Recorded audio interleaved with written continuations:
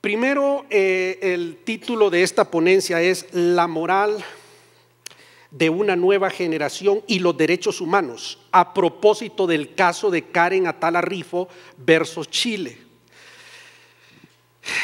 Lo primero que comienzo diciendo es que vivimos en una sociedad que ha cambiado sus valores.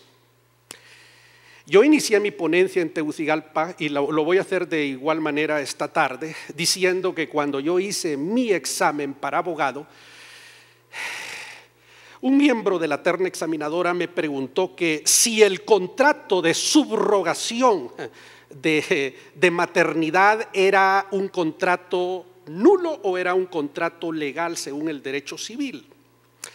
En aquella ocasión dije yo que era nulo porque violaba los principios del derecho civil, lo del Código Civil, lo que decían en 1986, que era un código de 1906.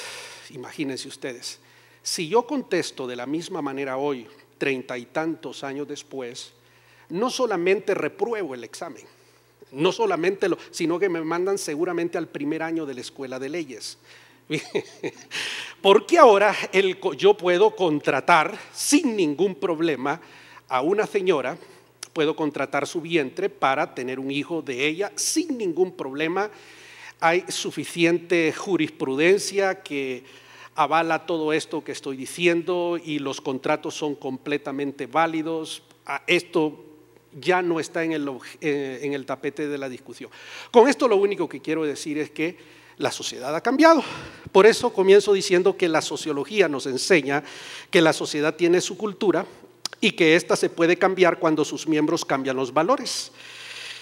La sociología define los valores como nociones generales y abstractas acerca de las cualidades que los miembros de una sociedad consideran buenas, correctas y deseables. Esos son los valores, lo que una sociedad considera bueno, correcto o deseable. Los sociólogos dicen que los valores son el corazón de la sociedad y que las normas se originan en algún valor o valores. La norma jurídica evidentemente tiene su origen en los valores. Los valores es lo que la sociedad dice que es bueno y lo que la sociedad dice que es malo. No necesariamente lo que dice la Biblia. Ahora, los valores tenemos que conectarlos con la moral. La moral es la ciencia que estudia el acto humano. El acto humano puede ser bueno o puede ser malo. ¿Ok? El kit de la cuestión es quién determina la moralidad del acto humano. En la sociedad en la que nosotros vivimos, es usted quien dice si algo es bueno o algo es malo. En la iglesia nosotros decimos la Biblia. El Señor es quien nos dice si el acto humano es bueno o malo. Pero esto es inaceptable para la sociedad actual, especialmente para la nueva juventud que se ha levantado. Entonces, lo que yo digo aquí es que se ha levantado una generación autártica por antonomasia, es decir, que dicta sus propias leyes. En cambio, la iglesia, decimos nosotros seguimos lo que la palabra de Dios dice. No, la sociedad actual es autártica. De ahí surge el relativismo y todo ese tipo de situaciones que ustedes las van a ver mejor en su ponencia. Cuando leemos al apóstol Pablo, entonces el apóstol Pablo dice cosas como, y como a ellos no les pareció tener a Dios en su noticia, Dios los entregó a una mente reprobada. Y es el contexto de estas palabras en la que la sociedad actual vive. Al haber cambiado los valores esenciales consagrados en el texto sagrado y al haber apostado por una autarquía moral, nos encontramos en medio de una sociedad decadente. Esa ya es mi opinión, que para legitimar su atrevimiento ha tenido que elevar al nivel de norma jurídica su nuevo valor, y aquí es donde entra el derecho. Mi colega como abogado sabe que la norma moral pues no tiene fuerza de ley, hay que elevarla a la categoría de norma jurídica para que tenga fuerza. Entonces, la comunidad gay es lo que ha hecho, y aquí voy a explicar. Ha seguido un camino muy inteligente, no ha sido obra de la casualidad. Ellos han llevado el valor que ellos defienden, lo han llevado a la categoría de norma jurídica. Y lo que dijo mi estimado colega pastor, y la iglesia no ha dicho nada. Eso me preocupa. Bueno, yo he tomado varios casos, pero uno que es el caso de Karen Atala Rifo versus Chile, que fue ventilado en la Corte Interamericana de Derechos Humanos con sede en Costa Rica, que constituye el primer precedente jurisprudencial del sistema interamericano respecto a los derechos humanos de las personas pertenecientes a la comunidad lésbico-gay. Esto lo voy a hacer en conexión con otros casos de la jurisprudencia del Tribunal Europeo de Derechos Humanos de Estrasburgo, y este análisis nos va a permitir observar cómo la sociedad ha cambiado el concepto de familia, que ese es el problema. Como hemos cambiado el valor, ¿verdad?, de lo que es familia, entonces esto como aparejada consecuencia nos ha llevado a cambiar la norma jurídica. Lo voy a demostrar más adelante. Entonces la norma jurídica permite a dos mujeres casarse sin ningún problema. Y no solamente eso, o dos hombres. Permite adoptar hijos. Eso es completamente legal en muchos países. Ok, sigo entonces. Karen Atala Rifo. Aquí yo voy, antes de entrar en el caso de Karen Atala, yo hago un análisis primero de la jurisprudencia de la Corte Interamericana en el continente americano, y luego analizo tres casos de la Corte Europea de Derechos Humanos. Luego voy al derecho y luego a la doctrina. Esas son las tres áreas donde me voy: jurisprudencia, derecho y doctrina jurídica. Y después voy a lo bíblico, a lo teológico. Ok, entonces vamos a ver casos jurisprudenciales. Veamos este primero. Karen Atala Rifo es una chilena que tiene con un hombre 3 hijos, su esposo, pero se divorcia de su esposo. Ok, y se divorcia y comienza a convivir con otra mujer. Su marido, su exmarido, al darse cuenta que sus 3 hijas están viviendo con su madre, pero con otra mujer en casa, entonces voy a usar una terminología coloquial, así que permítanme esa licencia. Pega el grito al cielo el hombre y le mete un juicio. Si quisiera usar la jerga jurídica, le incoa. No voy a usar las palabras aquí para que nos entendamos coloquiales. Le pone un juicio. El tribunal de primera instancia falla a favor de Karen Atala, porque claro, el padre dice, eso daña el espíritu y la psiquis y el interés de los niños, los daña. La orientación sexual de mi esposa, de mi ex esposa, daña a mis hijas. Y viene el tribunal y dice, no, esto usted lo que está haciendo es una discriminación y no daña a sus niñas, y por lo tanto la custodia de las niñas se la adjudicamos a la madre lesbiana. Es decir, porque lo que el hombre está peleando es la custodia. El hombre insatisfecho lleva el caso al tribunal de alzada, a la Corte de Apelaciones. La Corte de Apelaciones viene y analiza el caso y dice sí afecta a las niñas y le damos la custodia al padre. Entonces ya ahí hay un zipizape, ¿verdad?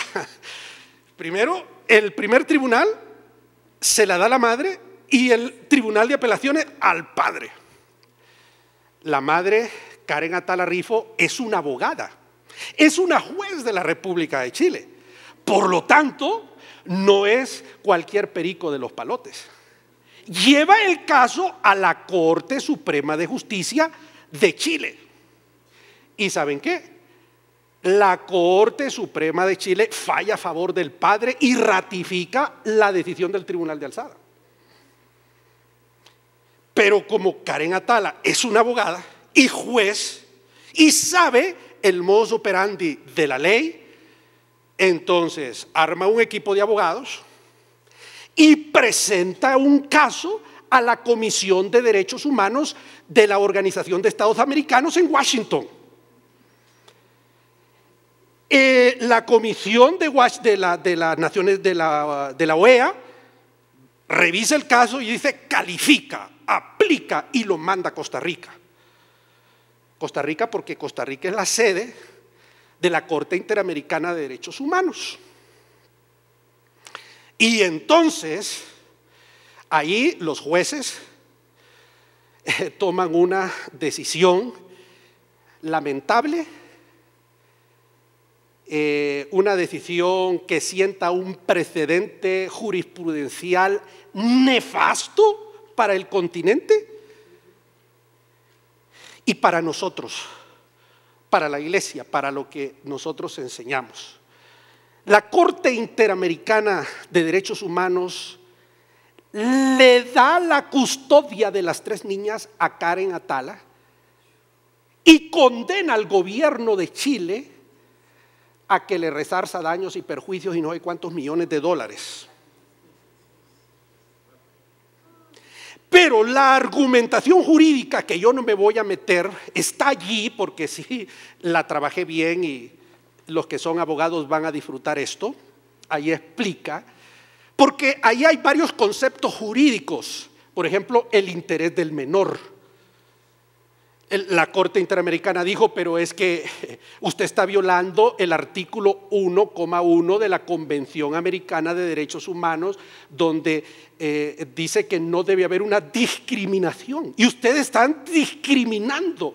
Y además ustedes no están probando cómo afecta a las niñas el que su madre viva con otra mujer. Entonces, por eso la Corte dice, usted viola la Convención Americana de Derechos Humanos. En otras palabras, lo que ellos, y aquí lo digo claramente, es que ponen a la Convención Americana de Derechos Humanos como el non plus ultra, pues. Es decir, como la ley suprema de los derechos humanos en el continente, arriba de la Biblia, arriba de la moral, arriba de cualquier cosa. Eso es nefasto. Eso es nefasto.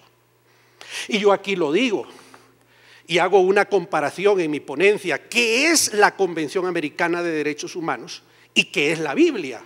Hombre, la Convención Americana es hecha por un conjunto de abogados en 1969, etcétera. La Biblia es la palabra de Dios, mis hermanos. Es la palabra de Dios que ata la conciencia y la conducta del ser humano. Lo van a leer ustedes en la ponencia. Repito, no estoy leyendo todo esto, etcétera. Ok. En relación con la confusión de roles, el tribunal se pronunció de la siguiente manera: es el Estado quien tiene la carga de probar el tema de que afectaba a las 3 niñas el convivir con una mujer, que ahí no se sabe si era el padre o la madre, un desorden completo. Bueno, lo dejo allí y voy a otro caso.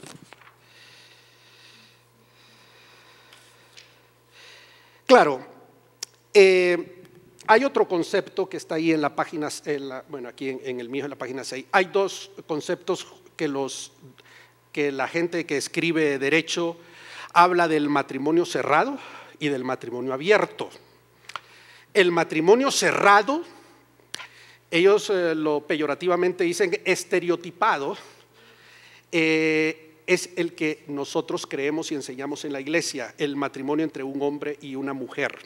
El matrimonio abierto es un concepto jurídico que ellos desarrollan allí y que es el que 2 hombres pueden casarse, adoptar hijos, 2 mujeres pueden casarse, adoptar. Ese es el concepto de matrimonio abierto, ¿verdad? Lo van a encontrar ahí en el material Está bien explicado en la ponencia, usted lo va a leer en su casa sin problema.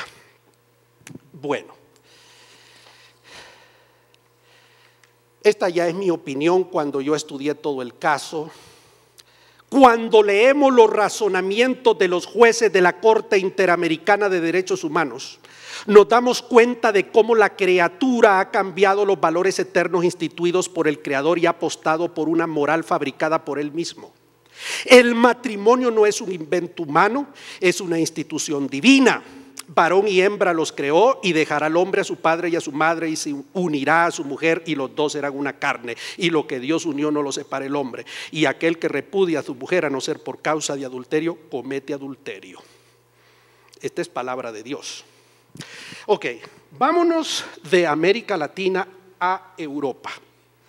Vámonos a la jurisprudencia de la Corte Europea de Derechos Humanos. Encontramos el primer caso en la historia de la humanidad de custodia de niños por tema de padres gays. Es el famoso caso Salgueiro da Silva versus Portugal de 21 de octubre de 1999. Este es exactamente lo contrario al otro. Aquí es un hombre que está casado, se divorcia de su mujer, pero se mete a vivir con un hombre. Su esposa, al darse cuenta que su marido o ex marido está viviendo con otro hombre, entonces le pelea la custodia del niño, para no, etcétera, y todo ese tipo de detalles. Entonces, la ex esposa presenta una demanda ante el Tribunal de Familia que falla a favor del padre. Fíjense ustedes qué interesante, a favor del padre, pero que el Tribunal de Apelaciones falla a favor de la madre. Entonces, el padre, el Tribunal de Primera Instancia le da la custodia, el Tribunal de Alzada se la quita. Entonces el hombre, dije, él sabe cuáles son sus derechos, se va a Estrasburgo y presenta un caso. Y Estrasburgo condena a Portugal y le da la custodia al padre gay. Y le da la custodia. Y este caso Salgueiro da Silva versus Portugal de 1999 es el primer caso en la historia de la humanidad donde un tribunal le da los derechos de custodia a una pareja gay. Este es el primer caso. Ok. Ahora, hay otro caso. Veamos. ¿Qué dijo la Corte de Estrasburgo? Dijo, así las declaraciones desafortunadas a las que se refirió el gobierno constituyen la evidencia de que la homosexualidad tuvo un peso determinante en la decisión judicial. Voy a decirles algo. En mi análisis, yo estuve muchos meses estudiando esto antes de presentar esta ponencia, porque lo que se hizo en Honduras con esto ameritaba eso. Son casos bien estudiados. Lo que yo aprendí es que lo que le calienta a los jueces, como lo que usted acaba de decir eso, ¿verdad? Contra natura, les calienta a los gays cuando usted usa esa palabra. Lo que le calienta a los jueces, lo que ellos no permiten, es que por razón de orientación sexual usted esgrima un argumento. Ahora, si usted le prueba al tribunal de que daña a las tres niñas físicamente o psíquicamente, que usted prueba con análisis científico que eso le daña, le dan la razón. Pero si usted pone que por orientación sexual, mire, ya perdió el caso.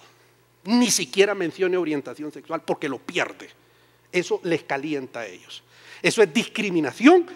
Eso está... Ellos usan ese asidero del artículo 1 de la Convención Americana y también de los derechos de Europa, de los derechos humanos europeos, de la Convención Europea de Derechos Humanos. Ok. Ahora, esto lo voy a probar con un caso, el caso que se conoce como PBV versus España. En este caso, el hombre está casado con una mujer, pero decide volverse transexual, ¿verdad? Es decir, decide volverse mujer. Miren, este es un caso serio, señores, ¿verdad? El hombre casado con una mujer se divorcia y el hombre dice, no, yo ya no quiero seguir siendo hombre, me voy a hacer mujer, y se hace mujer. Pero tienen un hijo. Ah, el niño ha visto a su padre siempre, pero al día siguiente o la semana siguiente ya no va a ver a un hombre, va a ver a una mujer, que es su papá. Entonces, ese es el famoso caso PV versus España. Entonces, allí el juez, fíjese usted, el juez falló a favor de la madre, no a favor del padre que se hace mujer, porque allí sí se probó, ¿verdad? Por un facultativo de la ciencia de la conducta, un psicólogo clínico, que sí afectaba directamente al niño, porque ya no iba a ver a un hombre que era su padre, sino a una mujer. El niño iba a quedar, ¿qué pasó aquí? Iba a provocar un trastorno, un trauma. Entonces ahí el tribunal, y el tribunal, fíjense ustedes, lo dice que no es por la orientación del hombre que falló así. O sea que, si al niño no le hubiera causado un trauma, no le hubiese causado ningún problema, no hubiese habido ningún problema para la corte decirle que tenía todo el derecho de visitarlo las veces que quisiera, porque aquí lo que se estaba disputando era el tema del régimen de visitas. Ok, estos son casos que yo seleccioné, hay muchos otros casos, pero estos fueron los casos que yo seleccioné de la jurisprudencia para compartirlos, para que vean ustedes el mundo en el que nos movemos. Ok. Una vez citada la jurisprudencia, es importante señalar la evolución del derecho en esta materia. Ahora dejo la jurisprudencia a un lado y entro al derecho, a la norma positiva.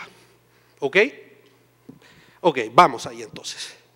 El artículo 12 de la Convención Europea de los Derechos Humanos de 4 de noviembre de 1950 reza de la siguiente manera. Mire usted, en 1950 lo que el hombre decía. A partir, decía el artículo 12, a partir de la edad núbil, el hombre y la mujer tienen derecho a casarse y a fundar una familia según las leyes nacionales que rijan el ejercicio de este derecho. Mire, el hombre y la mujer tienen el derecho. 1950. Mire lo que dice 2002, 52 años después. Mire lo que dice el 2002. De derechos humanos, a ver cómo es la cosa. Convención Europea de Derechos Humanos, 52 años después, la Carta de Niza dice, de 7 de diciembre del año 2000, del año 1050 años después, dice, se garantizan el derecho a contraer matrimonio y el derecho a fundar una familia según las leyes nacionales que regulen el ejercicio. Ya no usa la palabra hombre o mujer. Ya no usa hombre o mujer. Entonces, ¿qué significa eso? La Convención Europea de Derechos Humanos dejó abierto el asunto. 2 mujeres, sin ningún problema, pero sin ninguno. Si la legislación de su país lo permite, ya hay 8 países en Europa que lo permiten. Al momento de hacer la ponencia habían 8, yo no sé si hay más. Habían 8 países, que no fue hace mucho, fue hace algunos meses. Si su país de origen lo permite, hágalo, no hay absolutamente ningún problema. ¿Ok? Y todos los derechos que esto tenga que ver. Es decir, lo que esto significa, señores, es que ha habido un cambio de valores en la sociedad europea y abre la posibilidad a los estados que reconozcan legalmente el matrimonio entre personas del mismo sexo. Es decir, lo que comencé diciendo, la sociedad en la que nosotros vivimos ha cambiado los valores. Si cambia los valores, cambia el derecho. Los derechos, el derecho tiene su fundamento en los valores. Eso es obvio. ¿Qué es un valor? Pues ya lo definí al principio, lo que los sociólogos dicen. Ahora, aquí viene mi pregunta. Ahora, ¿qué con todo esto? Es decir, ¿por qué este señor que está aquí hablando a vosotros esta tarde, por qué ha hecho toda esta reflexión de jurisprudencia y de derecho? ¿Por qué? ¿Tenemos nosotros algo personal contra la comunidad lésbico-gay? No, no tenemos nada. Otra pregunta, ¿es la iglesia homofóbica? No, la iglesia no es ni puede ser homofóbica. Es contraria a la Biblia ser homofóbico. En nuestro lenguaje, fíjese bien la pregunta, porque los juristas nos acusan a nosotros de discriminatorios, de hacer discriminación. Hago la pregunta, en nuestro lenguaje, discriminación significa ver con inferioridad, porque eso es discriminar. Discriminar es ver con inferioridad, pero en el lenguaje de la iglesia es ver a la gente abajo. No. Entonces aquí yo me hago la pregunta, entonces ¿a qué viene toda esta perorata?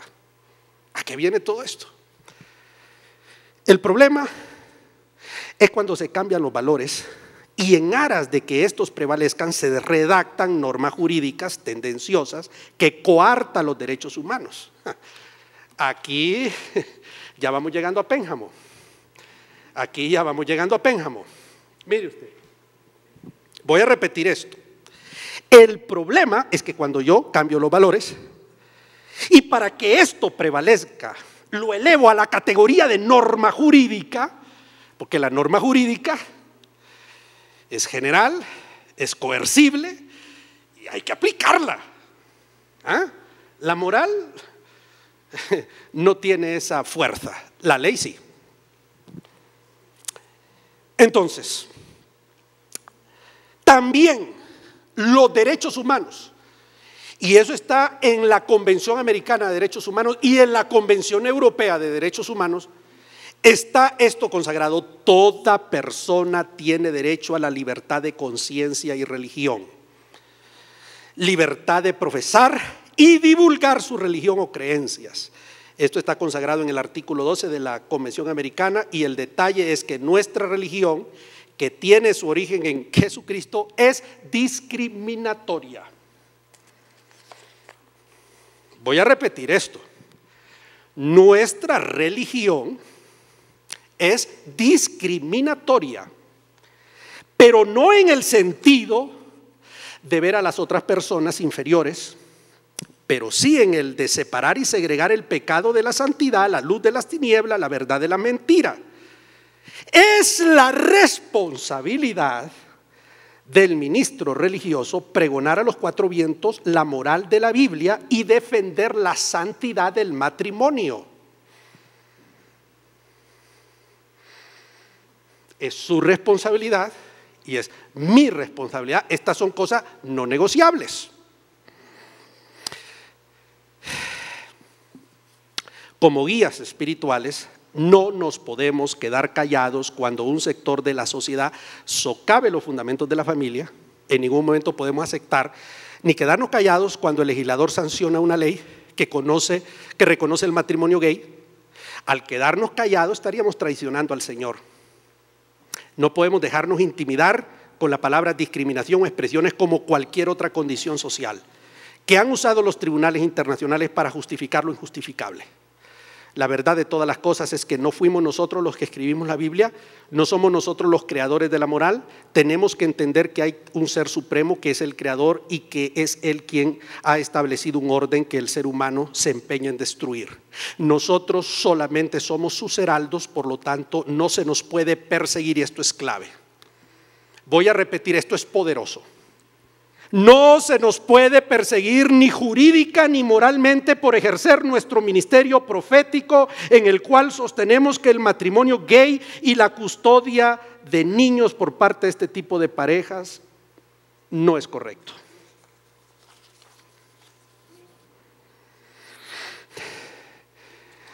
A mi colega, el pastor Evelio Reyes, le aplicaron el artículo 321 del Código Penal de Honduras. y él solamente dijo algo de púlpito. Se lo grabaron, lo llevaron al juez y le incoaron un juicio. Con las aseveraciones anteriores, no estamos legitimando la homofobia ni justificando los actos de bullying, desprecio, agresión psíquica o física a los que algunos homosexuales son sometidos injustamente. Voy a repetir esto: nosotros no somos homofóbicos. Nosotros estamos en contra del bullying, la intimidación y la vejación de la dignidad de los homosexuales. Nosotros somos la iglesia. Y la iglesia tiene dos mandamientos bien claros: amad al Señor sobre todas las cosas y amad a tu prójimo como a ti mismo.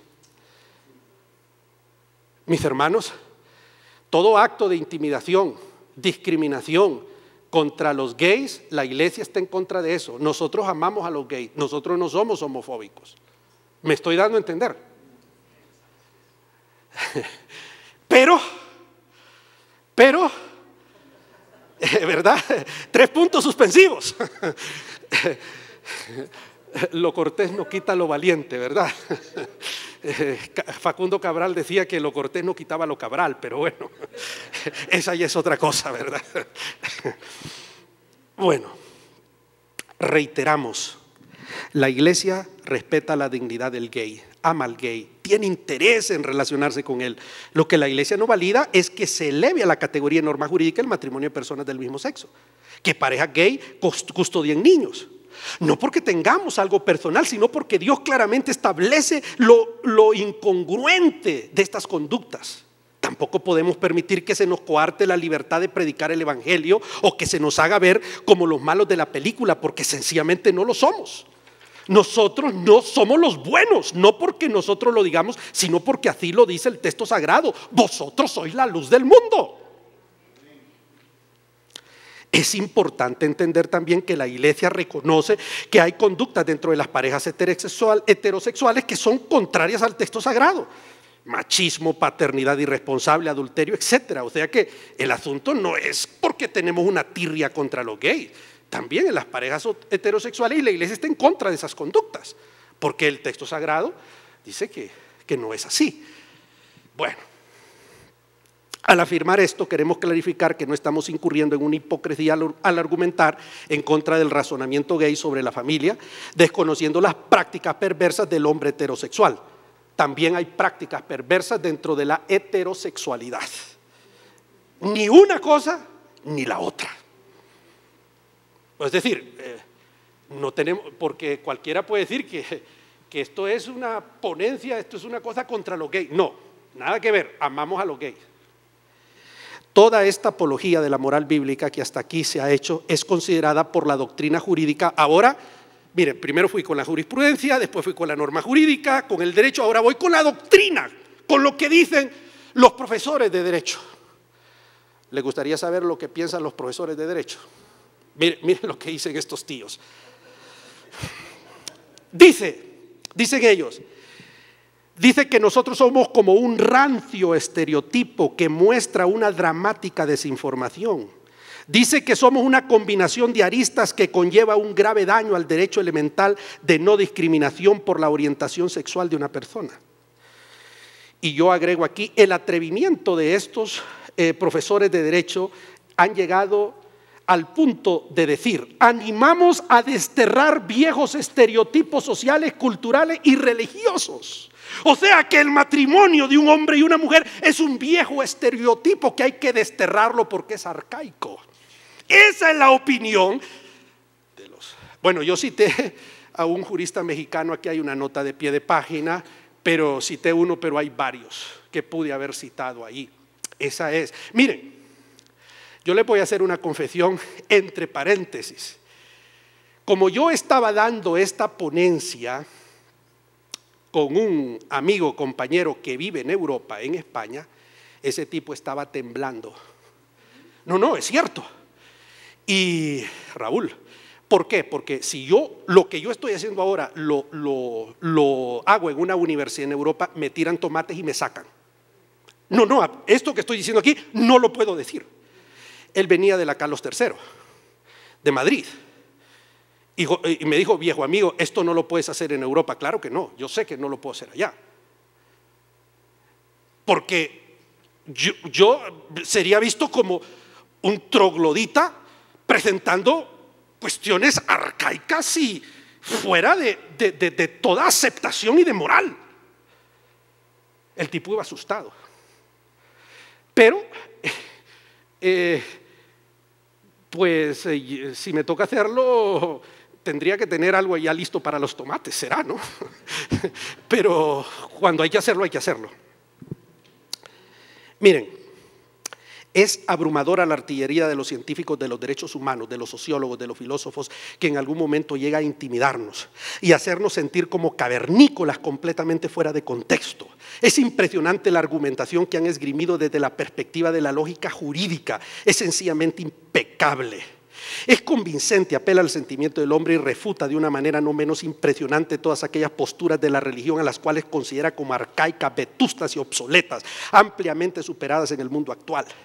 Si este servidor, quien es un jurista formación académica, no tuviera un conocimiento bíblico teológico profundo o ya hubiera sucumbido ante el racionalismo jurídico y filosófico de los abogados de los derechos humanos gays, o titubearía al hablar o escribir sobre el tema.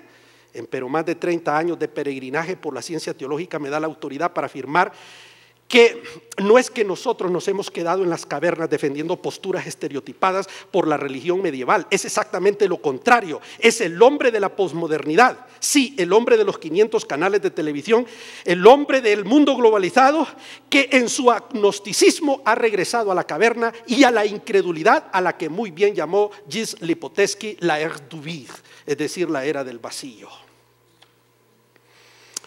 Ahora, voy a conectar con la preocupación de mi hermano pastor aquí. Hasta este punto he hablado al mundo secular, porque recuerden que el 90% de mi audiencia cuando di esta ponencia era gente no cristiana. Entonces, y lo que estoy haciendo aquí, pues jamás lo haría en una iglesia, porque pues esto es una cuestión jurídica, ¿verdad? Que a quién le interesa eso. Pero ahora voy a dirigirme a la iglesia, no con la misma extensión, pero sí con la misma firmeza. La primera pregunta que yo tengo para la iglesia, y no es para la iglesia del Ecuador, sino para la iglesia de América Latina. Pregunta: ¿dónde estaba la iglesia el 21 de diciembre de 1999 cuando el Tribunal Europeo de los Derechos Humanos de Estrasburgo dictó sentencia en el caso Salgueiro da Silva versus Portugal? Este es el primer caso que se volvió trascendental porque sentó un precedente jurídico en contra de la santidad del matrimonio. Otra pregunta: ¿dónde estaba la iglesia el 24 de febrero del año 2012 cuando la Corte Interamericana de Derechos Humanos dictó sentencia en el caso de Karen Atala Rifo? Este caso sienta un precedente jurisprudencial nefasto contra la santidad del matrimonio en Latinoamérica, y la iglesia hasta el día de hoy no ha dicho nada que yo sepa, y si ha dicho, corríjame porque yo no lo sé. ¿Dónde estaba la iglesia el 7 de diciembre del año 2000 cuando en Niza se firmó la Carta de los Derechos Fundamentales de la Unión Europea? Este es el primer instrumento jurídico internacional donde de una forma deliberada se suprime lo que se había venido repitiendo, que el matrimonio es entre un hombre y una mujer. La iglesia hasta ahora no ha dicho nada. Miren, sería un acto de irresponsabilidad mayúsculo afirmar que no es de la incumbencia de la iglesia incursionar en esta arena. Nada más alejado a la verdad. La iglesia somos todos aquellos que hemos experimentado un nuevo nacimiento mediante el perdón de nuestros pecados, producto de un arrepentimiento delante de Dios. Somos parte de una sociedad y todo lo que se relaciona con ella nos incumbe. Lo contrario a eso sería un escapismo barato. La Biblia enfáticamente dice que nosotros resplandecemos como luminares. Esto significa presencia, no ausencia. Esto significa acción y no inercia. Pero la Biblia va más allá, señala que nosotros somos columnas y baluartes de la verdad. Esta aseveración tiene implicaciones muy profundas. Primero, porque nos está diciendo que nuestros principios morales y espirituales son aquellos que sostienen a la sociedad. Cuando el hombre socava la santidad del matrimonio, pervierte el orden de la familia, donde un niño no tiene el modelo de padre y de madre. Cuando la sociedad excluye de su ecuación a Dios, es cuando entra en acción la iglesia para cumplir con la segunda parte del texto, baluartes de la verdad. Es por eso que al callar ante estos cambios de valores y de normas jurídicas, es simplemente volverse en cómplices del sistema cósmico que, como señala el apóstol Pablo, cambiaron la verdad de Dios por la mentira, honrando y dando culto a la criatura antes que al Creador. Que es exactamente lo que han hecho estos tribunales, honrando conductas perversas de criaturas o pretexto de cumplir con normas hechas por criaturas de la misma estirpe. ¡Qué diferente a la iglesia del primer siglo, cuando en aquella época salieron las herejías gnósticas, ebionitas, montanistas, arrianistas, inter alia! Estas fueron combatidas con pasión, con fervor, pero también con ciencia. Hoy la iglesia ha guardado silencio o simplemente no se ha dado cuenta de lo que ha estado ocurriendo en el mundo, porque quizás para ella es más importante saber cuántos ángeles caben en la cabeza de un alfiler que presentar la defensa de su fe.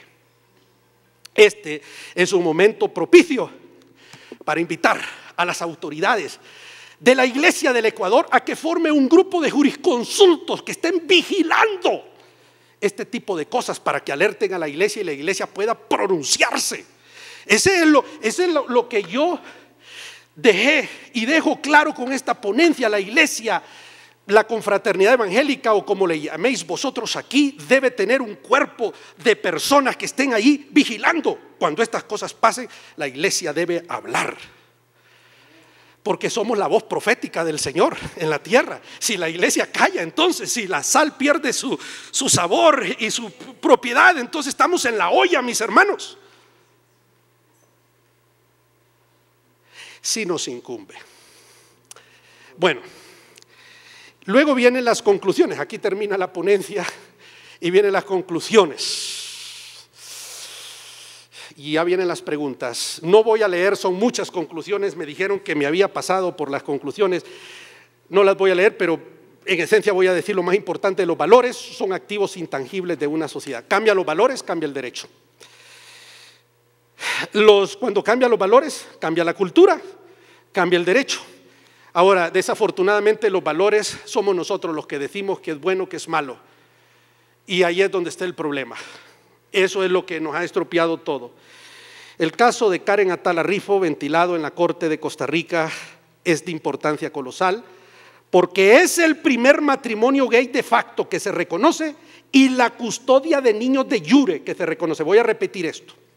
Esto es importante y trascendental porque reconoce el matrimonio gay de facto y la custodia de niños de jure. Es decir, dos mujeres presentan aquí, si Ecuador es parte del sistema interamericano de derechos humanos y es parte, dos mujeres presentan una adopción y no se lo dan por razón de su orientación social, directo a Washington, y viene la condena para este gobierno. Es contra la ley hacer eso.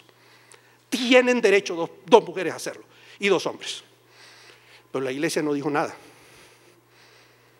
La iglesia no dijo nada. 4. Las argumentaciones de estos tribunales están basadas en leyes que él mismo ha hecho. La Convención Americana, la Convención Europea, etcétera. Léanlo en su casa, por favor, eso.